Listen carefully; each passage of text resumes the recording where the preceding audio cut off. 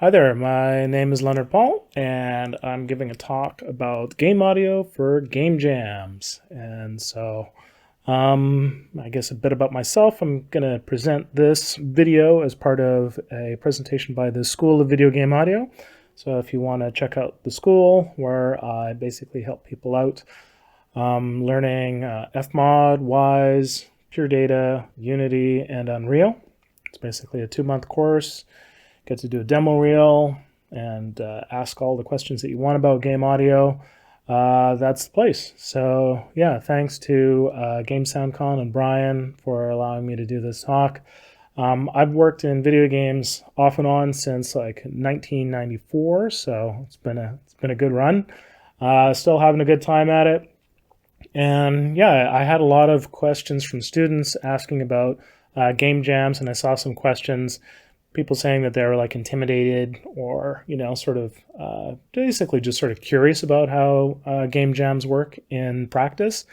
And so things have definitely changed over the times of the pandemic, but, it's one of those things where, we adapt to the times and do all we can. And so the great thing is that game jams are a way to really connect and collaborate with people. So I think it's a great way to get started with just learning about how games get put together. So here we go. As far as the overview, I'll sort of just go chronologically. So I'll start out talking about like what game jams are, how to prepare for a game jam, what happens during a game jam and what to do in a game jam, and then sort of post-game jam. And then I'll talk a little bit about some projects that some students from the school have done. All right, so yeah, these days, like I was saying, it's mostly online. You can check out a whole bunch of them at itch.io/jams. And the real thing about a game jam is sort of like, it's just meant to be like, yeah, like jamming, like musically with other people. So it's just like you bring your instrument, you play, and you're done. And it's sort of meant to be like more real time than working on regular games. And it's just meant to be sort of a fun way of creating a game in a short period of time on a particular topic. And the reason why there's a topic chosen is so that people can't kind of, like cheat and just go like, oh, hey, I built this game like before the game jam, and then I'm just going to hand it in as the thing.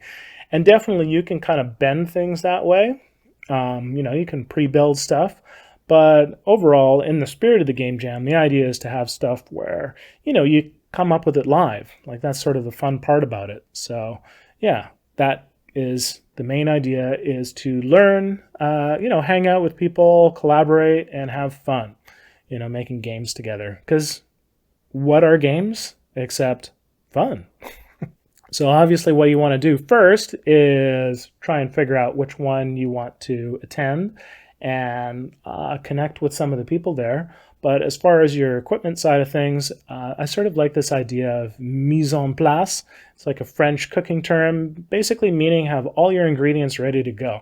Another way to think about it is to sort of like pick out, the Lego pieces that you're going to use to build something before you actually start out. Don't just start like, oh, hey, I've got like, a million different things I can use, and then maybe I'll do this and maybe that. It's like, it's much better to sort of have a palette, like, from a limited number of colors. Like if you think of that physically, it's like that's what the artist would use, is sort of like, whatever, 8 colors or so that would be harmonious, that would work together when combined. So you see here, there's a picture of a pot and a pan, and then, tomatoes, garlic, etc. So what are you going to do? You're going to make spaghetti, right? But you could also make another different type of pasta with those very similar ingredients. You just change the spaghetti to something else, and there you go. So when you prepare, you want to make sure that you have the engine installed that the team's going to use. So Unity and Unreal are the common ones. And make sure that it's up to date, and also test it. Don't just be like, oh yeah, I just like installed it and I'm pretty sure that it works. Like actually run a project through it and then see if everything's all functional or not. And I mean, these systems are so big that there's often bugs that happen with them. But, really, you can only do what you can, but make sure that you arrive as prepared as possible. Another thing is to get comfortable with version control. So there's Git. and it's also online. It's known as GitHub or SVN or Subversion. There's also Perforce, and I'll go into these later on in the presentation. And the idea with this is that you're basically sort of like a way of viewing a repository is just a way to store stuff and share things with the team. And then if everything all goes to heck, then you can go back to a previous version that worked, and carve little bits out. So it's better than just like, hey, we're just going to zip the whole thing and then hope that, whatever, we can get back to a working state. So as well, to prepare, you want to create small sketches, to build from, and, think about what kind of, I guess like little placeholders you can deliver as well. So that would mean that you can sort of draft up like, oh, here's like a, I don't know, typical sort of like, generic kind of shooting sound. That's happens a lot in game jams. I don't know, there's not so many hugging sounds, but if you want, maybe you can make one of those, and figure out what sounds might be sort of typical in the games that have been put out by that particular game jam, because there's definitely themes, and different game jams will have different sort of focuses, different focus as far as what they want to concentrate on as far as the topic and the vibe that they want to promote. Okay, so what you want to do is you want to make sure to read the rules for the jam, because you don't want to necessarily be disqualified, but it's more like you would lose points. Especially, obviously, you have to have, I believe, in almost every case, you have to have stuff that's copyright clear. Okay, so yeah, and you want to back up your computer, make sure that you've got lots of space for the jam as well.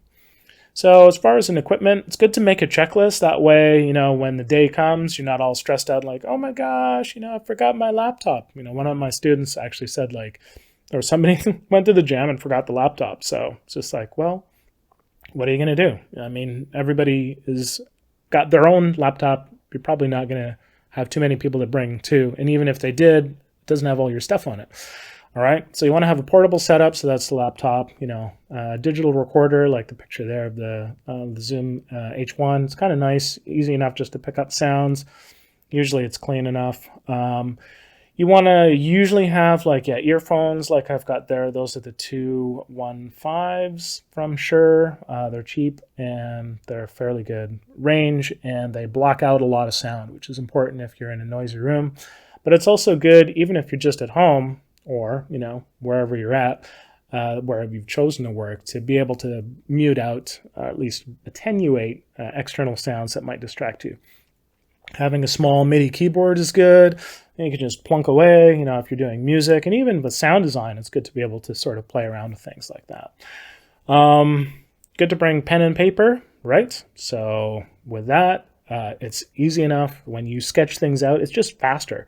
And then you can take a picture of it and share it. So instead of trying to do it all in MS Paint or whatever, you can just do it, just sketch it out. Like literally a lot of working in a game jam is figuring out how to sketch things out properly and also what to throw away, right? So it's good to think of things as sketches. So pen and paper or pencil, it's fine. Also, if you're in an online game jam, make sure that your internet works, all that kind of stuff. Your networking is all happy, that everything is all totally dialed in before you get started.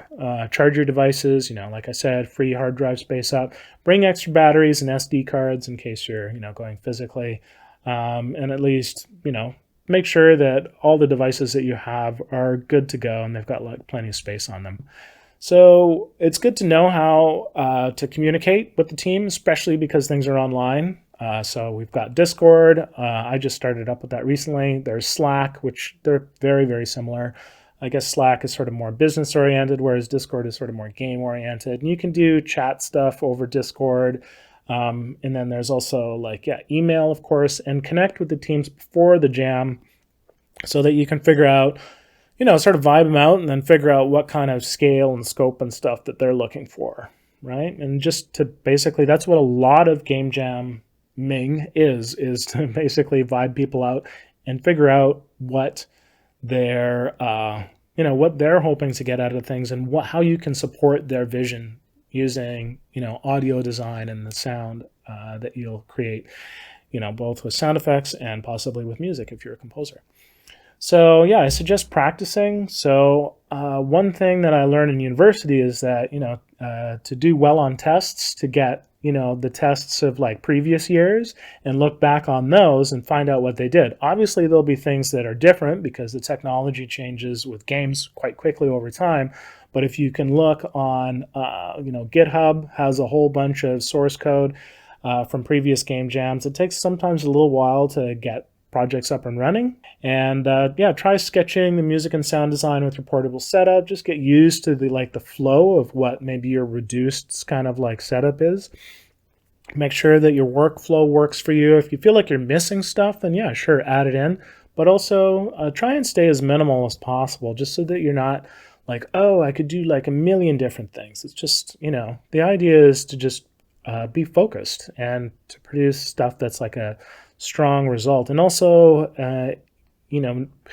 it'll just mean that your work is more sort of like artistically focused because you're producing it from a limited number of sources. So, and if you're thinking of like, hey, this is a game jam, a lot of coders especially like, hey, this is a great time for me to like learn a new game engine. Sure, but maybe like not like, right before the jam.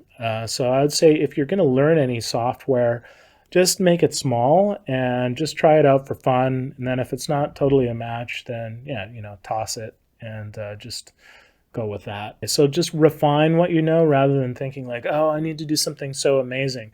Nobody except yourself is really going to know like, oh, hey, I'm not really comfortable composing in waltzes or something like that.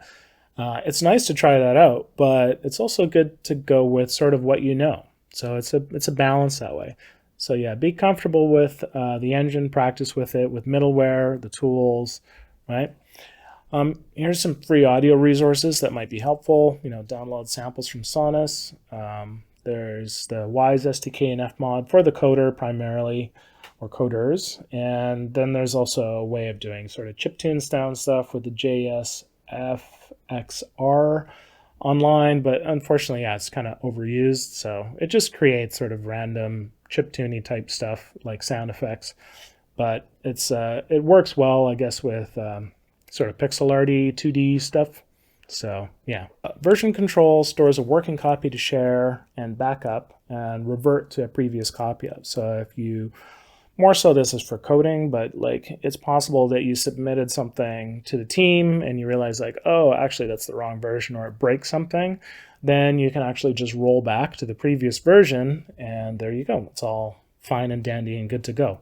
And it also importantly allows people as they're working to work sort of away from like where the last save version is, and then they can loop their stuff back in, like merge it back into where the main sort of trunk of things is. So it's essential when you're working with larger teams, and I would think that, yeah, like a lot of the students said that they didn't use version control, which is fine. You just pass the audio over to like the coder or whoever to integrate, and there they go. Or you can just like upload it to an FTP, there you go. So yeah, it's one of those things that isn't always used, but for longer game jams, like over 48 hours, it's probably a good idea. So the different versions are Git, so that includes GitHub Desktop to download. You can try that out. Visual Studio as well. Then there's a Subversion, so that's Tortoise SVN on the PC, Perforce, Unity Collaborate, and it does increase a little bit of complexity, but it definitely increases the risk if you don't use version control. So it's good to get used to using it. Collaboration tools, which you're probably already used to, are Google Sheets, Google Docs. And that just means that you can create like an audio design doc, put it online, share it with your team. You just send them the link, and then they can see it, and then they can also update it and edit it, and then you'll see those changes on your machine as well. Same thing for Sheets, which is basically like a big spreadsheet. Trello is a sort of visual way of like, sort of uses this card system where it's just like, here's where we're starting from, and then you move the card over here, and then it's done. There's sort of like tasks that way, and it's fairly basic as far as visually seeing what stuff needs to be done, and also looking at other people's Trellos and seeing where their status is at as far as what they're working on. HTML5 is really important for game jams because it makes it easier for people to play your game and vote on your game. So the way you win a game jam, or at least, go up the ranks, is to have other people rate your game. And if you're if you're only making a game for Linux or something like that, then you might have a problem. So you want to have your game as available as possible, and HTML5 is great. Systems like Unity will export HTML5. Hacks will export, it generates to HTML5. Godot, it's a game engine, and it'll also generate to HTML5. So this is an important thing to think about, is how people are actually going to play your game. So Unity, I'll give you some suggestions. So the game that I'm working on, it's a sort of AAA indie game called Eco. And so with that one, we always make sure to use prefabs as much as possible. So this means that when you have a scene file, that's the main sort of, whatever, where everything is contained in, that you're not touching that file that often. So prefabs allow you to change your audio, but they don't conflict when someone else is trying to use the scene file. So if everybody is trying to use the scene file at the same time, you can do merges, but it's not that easy. So using prefabs is really, really important for audio when using Unity. As far as middleware, Fabric 2 is sort of because Unity's audio engine is pretty bare bones in comparison to, say, like Unreal, that allows you to do a lot of stuff with visual scripting, with blueprints. And Fabric allows you to do everything that Unity can, like as far as what it can export to, but it's also very, it's just very compact as well. So it's a sort of a thin layer above what Unity does for the audio side of things, but just makes things a lot easier with random containers and working with music. If you're going to do any interactive music stuff with Unity and you want it to be on HTML5, then you're kind of looking at either using Fabric or FMOD.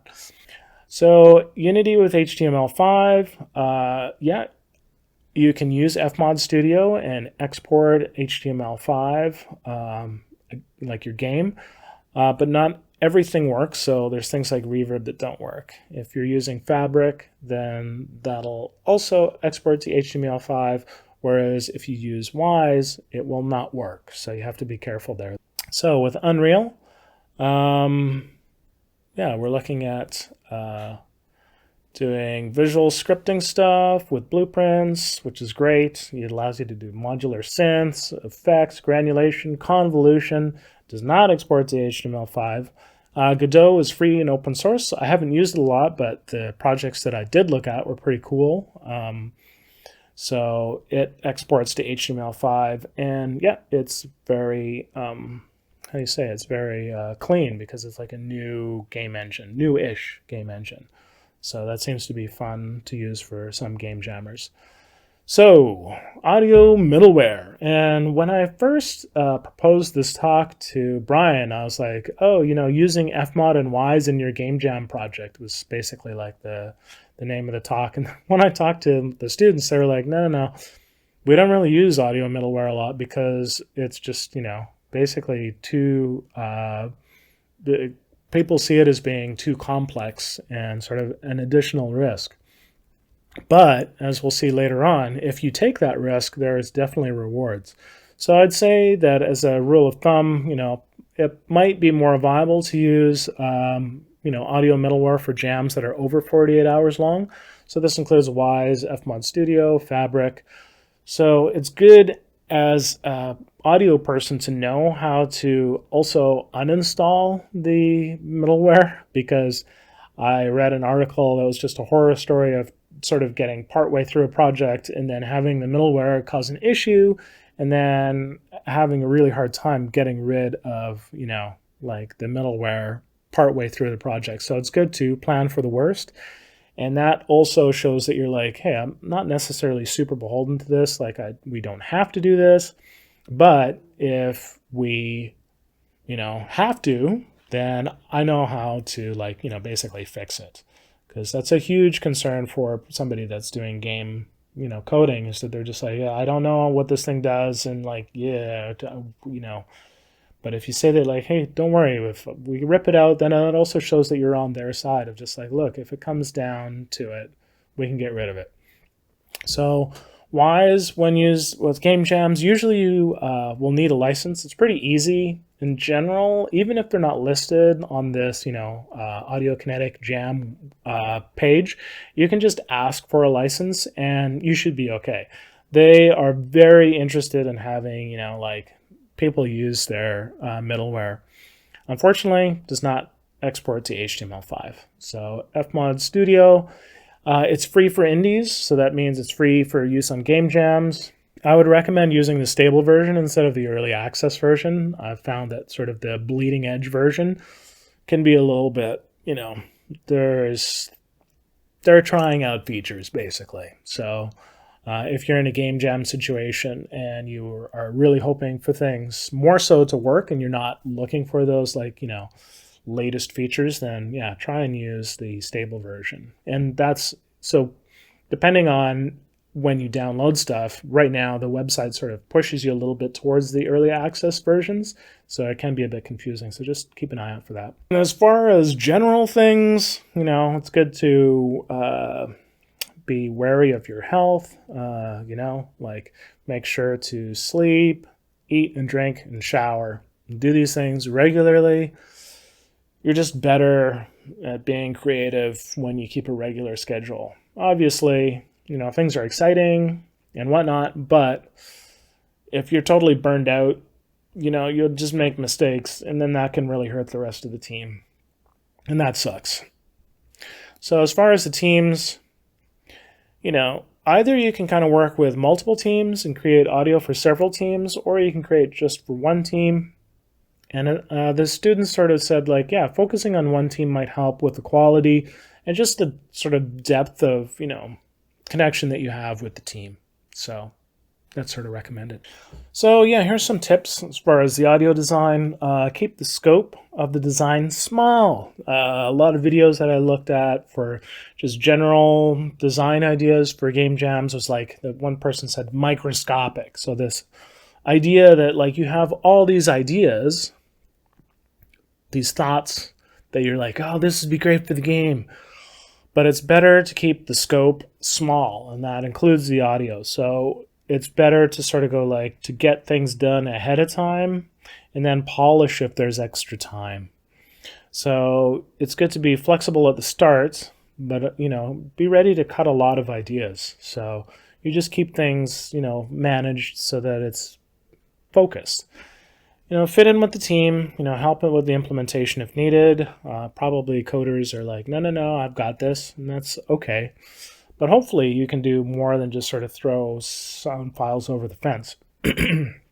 So it's good to create an asset list with the team and design doc for audio, just so that they understand what you're hoping to do and what they would like you to do, possibly, and keep that up to date. You can use a Google Doc for that.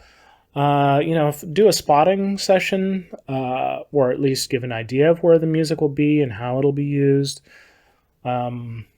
Tip is, depending on how people play your game, but it's good to make the music loopable and fairly short. Sort of think of the experience of a game jam game as being kind of like an arcade kind of thing, because to rate the game, people are going to just have a very limited amount of time to play it. So they have to be able to pick it up quickly, play the game, rate it, and then go on to the next game. So there's no sense in creating 10-minute music tracks. It's better to just create 5 2-minute tracks and then just move between those if there's different segments of the game. And make sure to reserve time for exporting, uploading, and transferring, because it's just like, hey, I did my thing, it's all finished and done, and then you realize, oh, actually, there's a slight issue with the check-in that somebody else has done, so you can't actually submit your stuff on time, and then you're finding that, uploading at that time to the server is super slow because everybody else is using it. So it's really important to factor that in as far as, timing. So what are the benefits of game jams? Well, career building. So, you're meeting people that are interested in the same things that you are, having fun making games, right? They're great for your portfolio because you can sort of edit them down, and show the best parts. Like, it's great for, meeting people online, and maybe they're going to work on other games that they might find some budget for, and because they've worked with you, they'll actually want to hire you, and get some cash to do that. They really push you to learn as an artist and refine your process, and really important for most, like if you're going to work both in indie, AAA, or whatever, it's good practice for working under pressure and not cracking, and knowing how to, make sure that the communication keeps happening.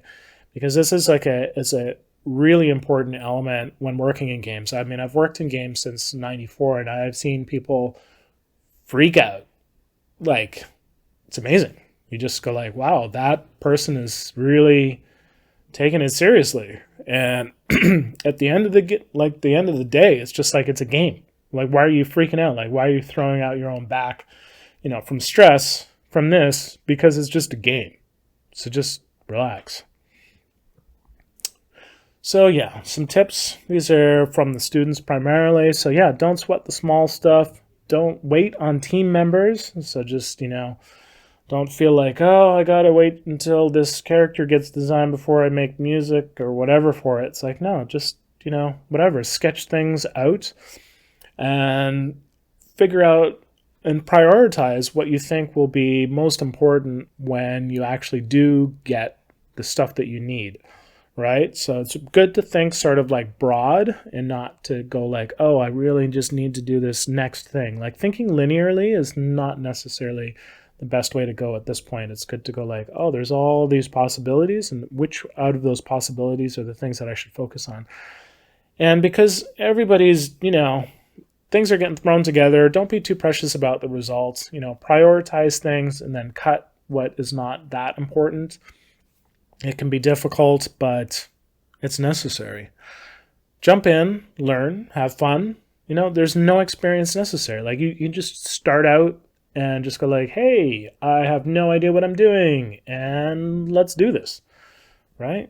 So often incomplete is better than broken, so try to finish early, like I said before. In-person jam spaces are usually noisy, so it's okay to work at home if possible, right?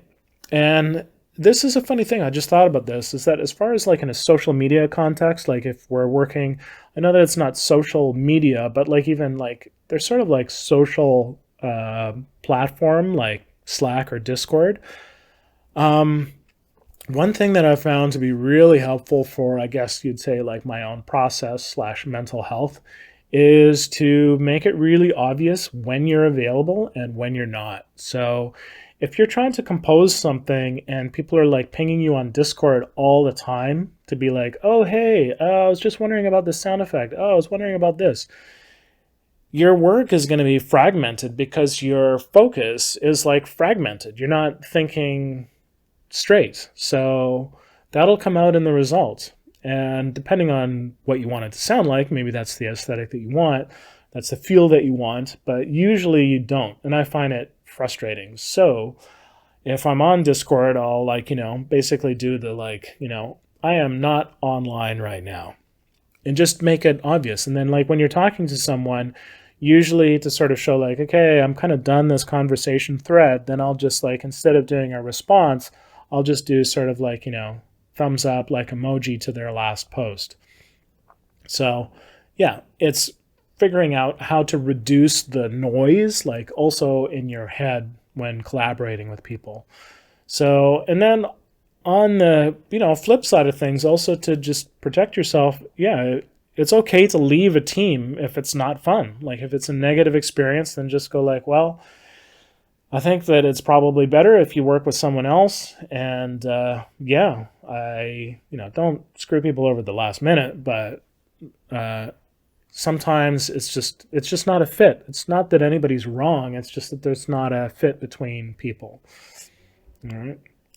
So what can we do after the jam? Well, we can polish the game and with the team, that can be fun. I've seen a lot of like the more popular ones, like if they win an award or whatever, then it can be good to just sort of polish up those last things that didn't quite, work when it was handed in. Make a reel of the game for your portfolio. Highlight the stuff that you've done. Send out media posts about your project. Publicize what you've done and sort of, build a bit of awareness about what you're doing. And then maybe people will actually even reach out to you for a game jam in the future. And keep in touch with the jammers and the people that you connected with. Because, it's mainly for just hanging out and being around people that are like-minded. But then also, if you get a gig or they get a gig that they can share, that can be great because you already have worked with them under pressure. And so it's a great test for finding out who works well together under pressure. So let's look at a few case studies from 3 students from the School of Video Game Audio. So there's James, he did Mech Medic, and then Doug, Scares Repairs, and then Emily, Call of Flutey. So we'll look at these just briefly. Mech Medic was by, like I said, James, and it was a 72-hour game jam in Unreal. And you can download it there. And here's a little video to give you an idea. So yeah, for this, James did the audio implementation as well as the sound effects, but he didn't do the music. So that's another person that did the music. So yeah, and he also did the video here as far as recording.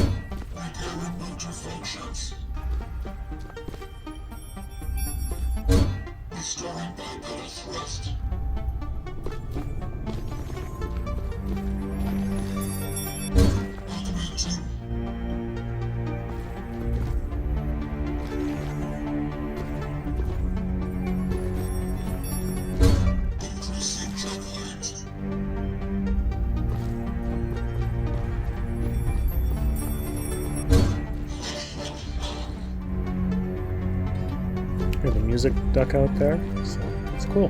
Good implementation.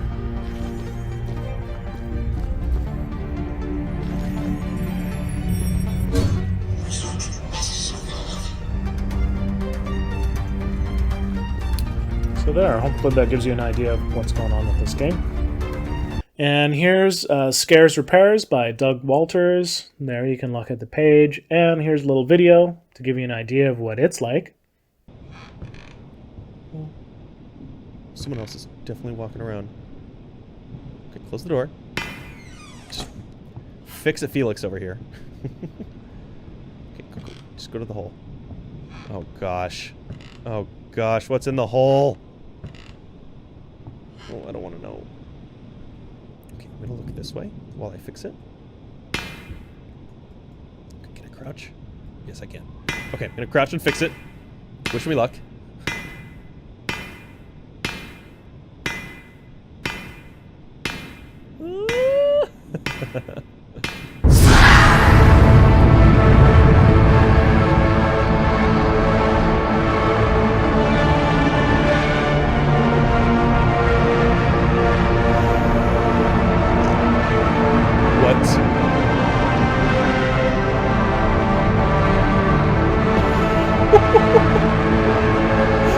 Fix the wall, fix the wall!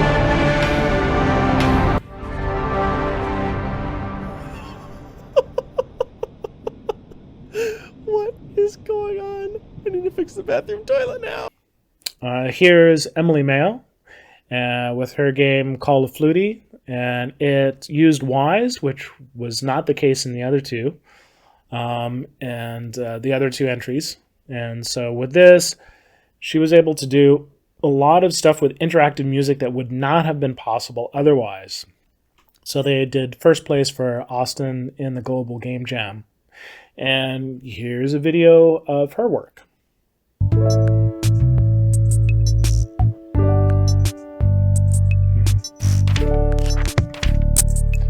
So the goal here is to use notes, like a little song, to get the tomato for the pot.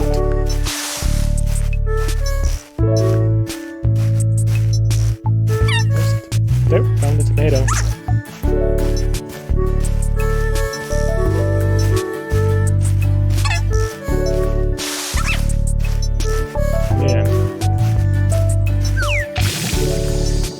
how the layers came in for the tomatoes? And here, we contrast it with a different vegetable.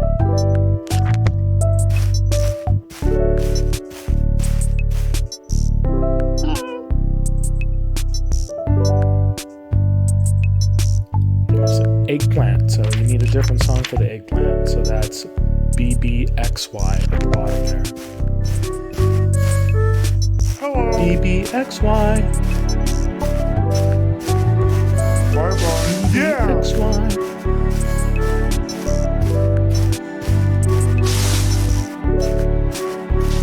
I'm bored. Let's go. This game is fun. Fun game. So, for my presentations, I always like to include a demo. I thought, what would be sort of a good demo here? And I thought, well, let's just show what the process, I guess, from the code side is, but I'll try and make it as easy as possible of like how we could put, say, like FMOD into an existing Game Jam game. So this is a Unity game, and the source is available. And it uses an audio manager script, and that's great. It's fine. But, you know, if you wanted to do like interactive music where it reacts to like sort of how many, you know, whatever birds you have, or how many enemies are coming at you, or how high your score is, then that becomes a lot more difficult. But it's not that difficult if you use FMOD, and you can export it to HTML5. So I'll show you how to do that in this video. All right, so the first thing we do is, this is the Unity hub, and we open up the project. Here we open up the main scene. That's the one you want to edit. And we can play it, and there you go. That's what the music and sound sounds like at the beginning. But we need to go to the camera and then turn off the audio listener. That way all the audio from Unity will be turned off. And now we can start replacing it with FMOD. So go to FMOD site, and you want to basically grab, like the one that's the most recent one that's Unity verified. That's what I would recommend. Download that. There you go. Now you import it into the project. And you can see that here we'll need to create an FMOD project here to be able to load into it. So I just created a new one there, and I'm saving it into the same folder as the Unity project so that I know where it is. And here I'll need to copy in the music. We're just going to do the music for this demo. Okay, so I copied it in there, and it created an event automatically. Just drag and drop the WAV file, which is cool. And then there you go. There's the music. Plays fine. All right, it's all energetic and whatnot. Whoa, that's when the big guy gets on the scene. And make it loop. Loop-a-de-loop. And then we want to assign it to a bank, this being the master bank. So there we go. We need to generate the bank so that you can load it into the game. There, it's building. That's all great. And now we will make sure that we can add the path for the FMOD Studio project. There it is, for Unity, so that it knows where it is. So we just browse to that. There it is. Bam. Okay, that's the one that I just created. And there's the FSPRO, the FMOD Studio project file. Now it's happy about that. I just basically looked around a little bit here just to make sure that the bank file is fine too. If I clear out the errors, now it should know where the FMOD Studio project file is, which is great. And we can have a look at the music. And what we want to do there is go into the inspector and add a, well, actually here we want to do the camera. Oh yeah, let's add the music first. So this is the music, and we're adding an event, which basically you search for the events. There's only one, that being music. And we need to define when this plays. So that'll be when the object starts. So basically when, whenever things start up, and then you can do it, get rid of it when the object is destroyed. All right, so that's all fine. The next thing we'll need to do is make sure that we have a listener object. So here we go to the camera, go to FMOD Studio and add a FMOD Studio listener object. Okay. And now we'll be able to hear the music in the game if all goes well. Okay. So, oh, and I also wanted to create an empty object to hold the bank loading. So here I call this FMOD bank. I just put it in eventually put it in, there we go, into the sort of the root of the project along with everything else. In here I do add an FMOD bank, and we need to tell it which bank we want to load. So that's going to be the master bank. And when it gets loaded and unloaded, same as the event. So there we go, we got our master bank. And now everything should work. So the music, when we play the game, it's quiet at the beginning, but trust me, it does work, right? Okay, so there it is. Ramps up. The big baddie! Ooh, man, balloon baddie coming at you. Okay, and now we can profile the game while it's running to see all the events that are playing, but not only that, we can change the events as well, which is pretty cool about FMOD. So while things are playing, there's our music event, and if we go back into the music event itself, we can change the volume, bring it in and out, but also change the pitch. You can't quite see that. That was just below the bottom of the page there. And the cool thing here is that you can also go into the simulator and replay back what you did in the profiler and change the pitch there as well. Here we're just having a look at the original code that was used. So if you're wanting, there's all sorts of, triggers for the music and stuff on the scripting side. And these have been replaced by sort of, in a sense, like non-code things. But when working within a project, you might want to also not just use components, but code too. So yeah, I hope that was interesting, just throwing that demo in there. And so yeah, if you have any questions, just let me know. I'm available online at the School of Video Game Audio, so that's sovga.com. My email is up at the top.